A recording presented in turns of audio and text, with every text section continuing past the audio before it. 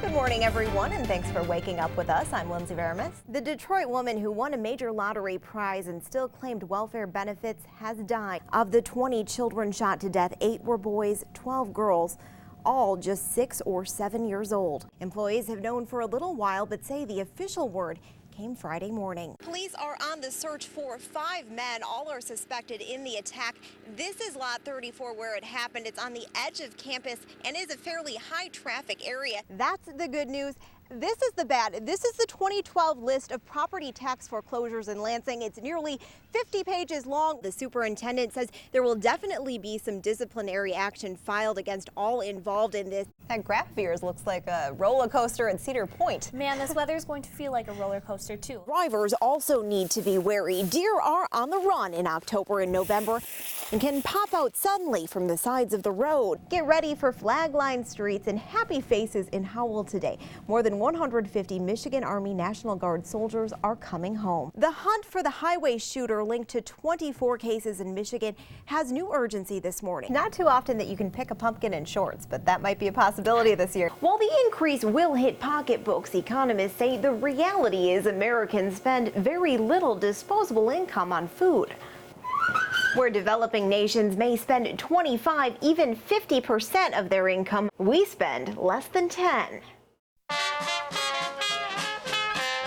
Some people measure life's big moments in pictures.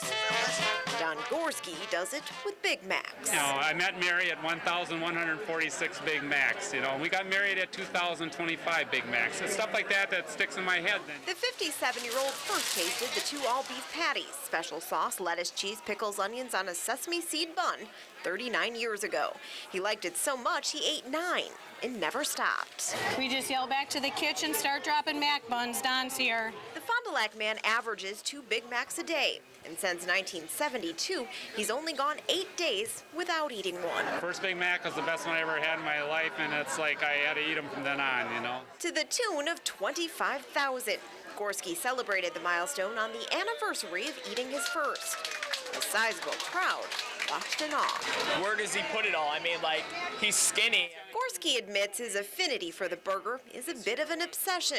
He keeps count with calendars, stores the empty boxes in the attic, and can pull out nearly every receipt. I mean, I'm compulsive counting stuff, and it's just like, holy mackerel, I'm 25,000 already, but it did take 39 years, so. The retired prison guard knows some worry for his health, even his sanity, but he claims he's got a fast metabolism. Why not eat his favorite food every day? One time I asked him, don't you ever get sick of them? You know, once in a while I'll eat one upside down. It tastes different, he said. So how does a man top 25,000 Big Macs, perhaps a record in French fries or milkshakes? Well, Gorski wants none of that. Just keep going, 25,001, 25,002, you know.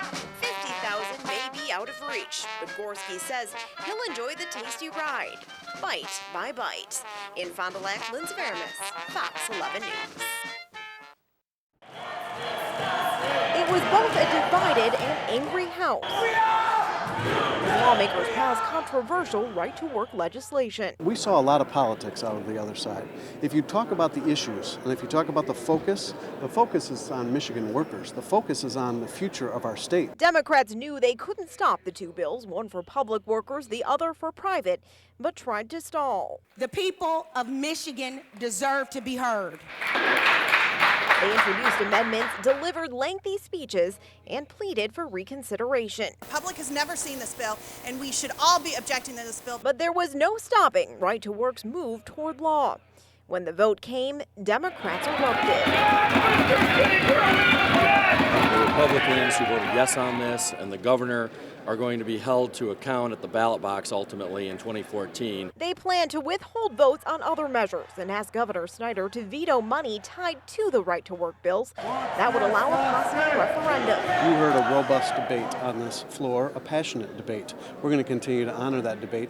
Now, if the other side chooses to walk away from working on things together, that's their political decision. While this round was a fight Democrats knew they couldn't win, they and unions are vowing to take the next one. And if the governor thinks that today's passage of this is going to end the debate on this, he is dead wrong. In Lansing, Lindsay Veremis, News 10.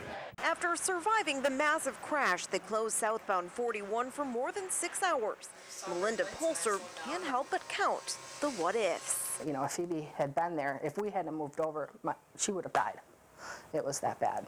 The Oshkosh woman was driving a Ford Explorer with her 3-year-old in the back seat when her world spun. Polster says she was traveling directly behind the woman most seriously injured in the crash. But, you know, first you hear the sound and you don't really realize what it is, and then you realize that every part of you hurts. The State Patrol says she and others were lucky.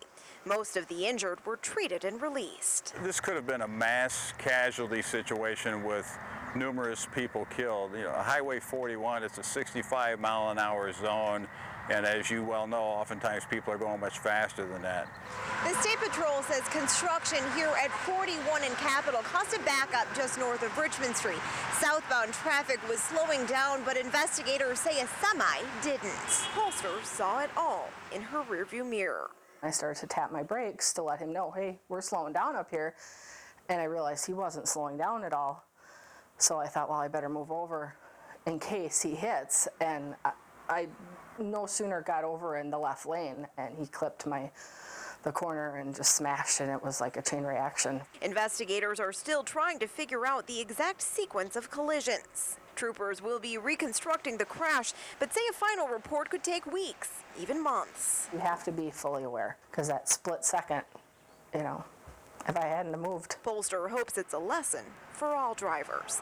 In Appleton, Lindsay Veremis, Fox 11 News.